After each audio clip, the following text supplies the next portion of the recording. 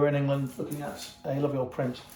This is an engraving, a copper plate engraving, etching if you want, intaglio if you want, print. It's a print, and it is a copy of a painting. The thing about this print is that it is by a notable artist. The source painting is by a notable artist. So on our website we have a link to the Royal Collection, and there is a painting by Guercino, who is 1591 to 1666, painted a oil painting of the Libyan Sibyl. There were a number of Sibyls, and this one's Greece, and some of them, it's Libyan, but it's associated with the island of Samos in Greece. And there are other Sibyls with a similar appearance with a turban, and they sort of are prophets, and they're predicting things, spiritual things. So there are Sibyls. This is one of the Sibyls, and there are a number of this painting by Guercino, and in Italy, in the 18th century, this was engraved by Cunego, Domenico Cunego, and it says on here, Dom. Cunego incisor, meaning engraver, etcher, engraver. Here it says the picture is after Philip Solari, so this person got the image closer towards engraving than the original source painting. The original source painting is in the Royal Collection, and this is an Italian print of the same painting. The painting was brought from Italy in around 1760 to England, and was purchased by King George III, and it went into Buckingham Palace. At the moment it's in Waddesdon Manor, which is one of the Rothschild houses in England. There are different branches of Rothschild's family, but Waddesdon was their main English house, beautiful French design house. They don't live there anymore. So Harvard University have this version, one of these. I say this version because there is another version without the dedication, which was published in England in the late 18th century in a book in England. So I think that it was re-engraved. They would have obviously used this as guidance, used the oil painting as guidance, but it isn't quite the same as this one. I think this one is earlier. I think it's earlier because I think this was done when the painting was in Italy. Certainly all that spells out very much, it's nothing to do with England. What you've got here is a dedication. The artist, the engraver, the final engraver, Sibylla Libyca, Evripidi Commendata. It goes on to say, A Sua Excellenza Lassic de Marchesa Polisena de Prie. It goes on to say something like, for His Excellency, the noble Marchesa Polisena de Prie. And it goes on, Dama del Sagro Ordine Gerosollimitiano Amante delle Bellatis. I don't know what it means, that bit. It's going to say something like, we present to you a lovely piece of art.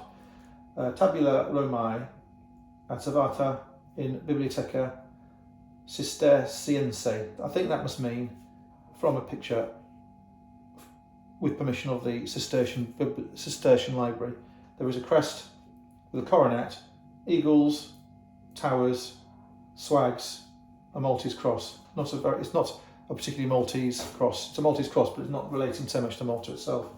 So the English version later doesn't have all this stuff at the bottom. So we have this lovely print.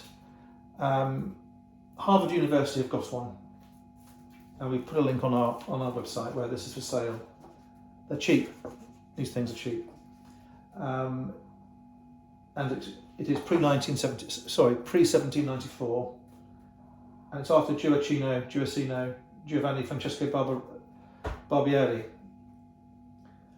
and it's engraving, and there's some stuff about where it came from, the one they have in Harvard. There are others in other museums as well. The thing about this print, which I like, is it's evidently old, and you'll find it strange to hear that these sort of prints have an odour, and it's very hard to explain the odour, but if you have a number of them together, they have an odour and they have a texture and a sheen which is pretty wonderful. There is an impression mark here where you can see on the piece of paper it's been pushed down with a block with an artisanal press. There's a little line, little impression mark, and you have the dedication, as I say, within the impression mark. So the margin's all there. It's not an uneven margin. It is possible this was originally in a book or a folio, don't know. Certainly the English later version was. The thing about these is the Victorians went to town on reproducing them, and their own homegrown art from the era as well. And in the 20th century, people got hold of printing devices and photocopiers and made mountains of further copies. So for every one 18th century print you see on the market in England, you'll see 50 Victorian prints, and you'll probably see 100 20th century facsimiles. Generally, not of this particular one. I don't think that that's been copied in England in the 20th century because it's too obscure. There might be there are the late Georgian ones I talked about, and from the late 1700s, and there might be some Victorian ones as well, smaller ones perhaps, don't know, coloured ones perhaps, I don't know. So there are, it's like a book, you get the first edition, second edition, third edition. This is the first edition engraving of this picture. It's of a decent size. When you get down to small prints, they're often out of a magazine or a book, and they lose their decorative value and their significance, and they're not really worth as much unless they're ancient. This is a nice usable size in a frame with a nice mount, beautiful mount. You can see it's got something going for it. So it's slightly yellowed, it has got some creases on it. It has got an oil price of £45 and the date of circa 1780. I'll leave it on. We know what it is because we've got the British Museum and the Harvard Museum, the Royal Collection and the Harvard Museum links on the website. We know where it's from, and we can sell it in confidence, knowing what it is. When you look very closely, it has this wonderful intaglio style cross-hatching, rather like the detail on a dollar bill. That's the sort of thing where they would take the copper engraving, etch and engrave it, wipe ink onto it, and then get the impression. Bearing in mind the impression, the engraving plate had to be engraved in reverse so that the finished product would come out with the text the right way round. If you find them with the text the wrong way round, it is either the fact they've been done wrong, or it is the fact that some prints of this age were used for viewing lenses, used for being looked at in viewing devices with a lens which would turn the image around. So it's quite complicated.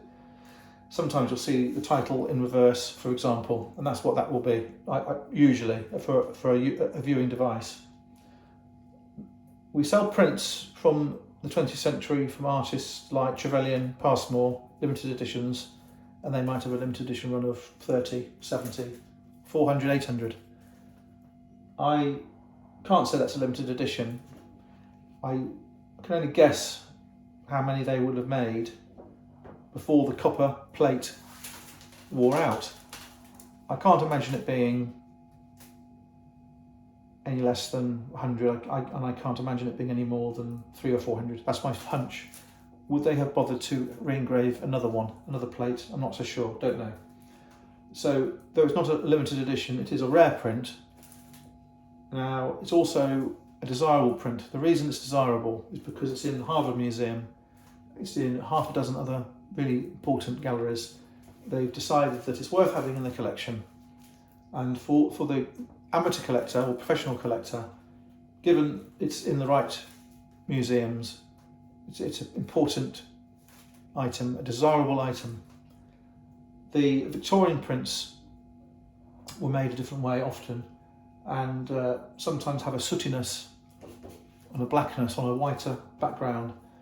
But when it comes to this sort of age of print, rather like the old maps we sell from the same era, sometimes with the same engravers, they have this lovely texture I'm talking about. I don't mind a little bit of damage because it goes to show it's old. When it's framed, if it's too good, it will look like a fake, a reproduction one. With this sort of blotchiness, it has that lovely patina on the paper, so to speak. Okay, so we discussed the Libyan Sibyl after Guercino. The original oil painting is in England, part of the Royal Collection. This is a lovely, lovely copy of it. Thank you.